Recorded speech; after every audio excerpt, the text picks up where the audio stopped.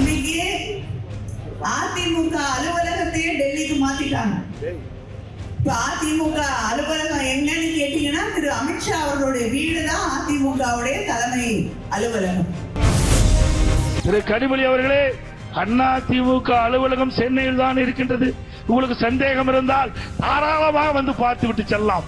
இதே நேரத்தில் திராவிட முன்னேற்ற கழகத்துக்கு ஒரு சோதனை வந்த பொழுது உங்களுடைய கட்சி அலுவலகத்தை இங்கே திமுக பிரிந்து சென்றவர்கள் கைப்பற்ற நினைக்கின்ற பொழுது அதை காப்பாற்றி கொடுத்த கட்சியினுடைய தலைவி புரட்சி தலைவி அம்மா என்பதை மறந்து விடாதீர்கள். இன்றைக்கு நம்மளை எதிர்க்க யார் இருக்கா?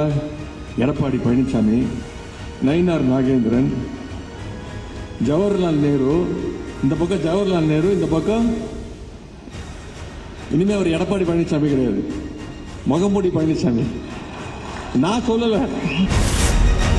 எடப்பாடியாரை யார் முதலமைச்சராக ஏற்க தயாராக இருக்கிறார்களோ அவர்களெல்லாம் கூட்டணிக்கு வரலாம். விஜய் திட்டமிடாத ஒரு பிரச்சார வேள்வியாக இருக்கிறது. அது ஒரு இன்குபேட்டர் குழந்தையை போல இருக்கிறது.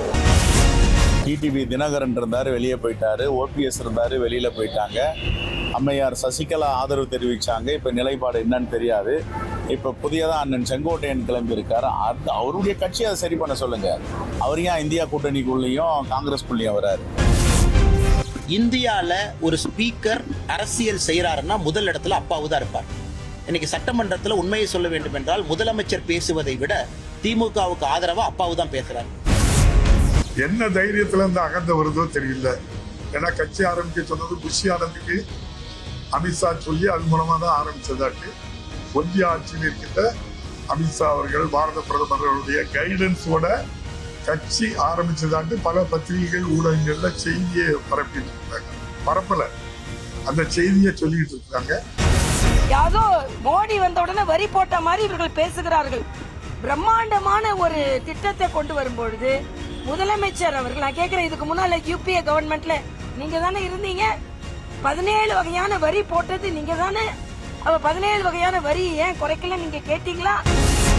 இன்னைக்கு இந்த வாக்கு திருட்டை அது மறைப்பதற்காக நான் ஜிஎஸ்டியை குறைக்கிறேன்னு பொய்யா ஒரு வந்திருக்காங்க. எனக்கு முன்னாடி நம்மோட வரி பணத்தை தான் திருடிக்கிட்டு இன்னைக்கு வரி பணத்தை மட்டும் இல்லை வாக்குகளே திருடிக்கிட்டாங்க அவங்க.